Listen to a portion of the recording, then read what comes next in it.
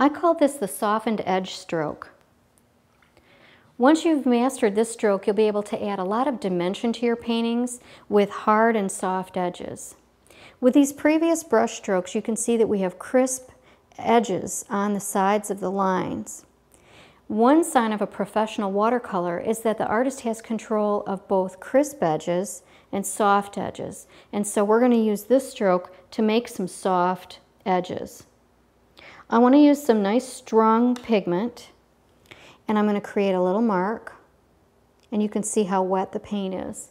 Now I'm going to quickly clean my brush, and I'm going to pull clean water from the paper into the stroke. And what that does is it softens the edge. If I pull the water from the pigment to the paper, it will just continue to pull the pigment out.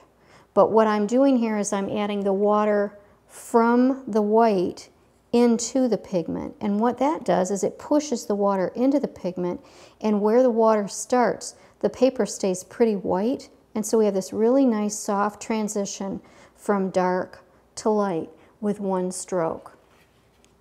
Keep this in mind. You want to paint this quickly, and you don't want to go too far ahead because this back part will start to dry before you get your water into it.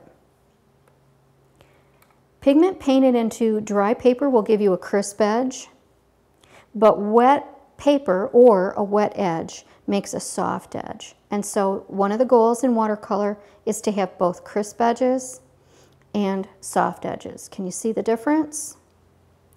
This stroke is used a lot in all types of paintings.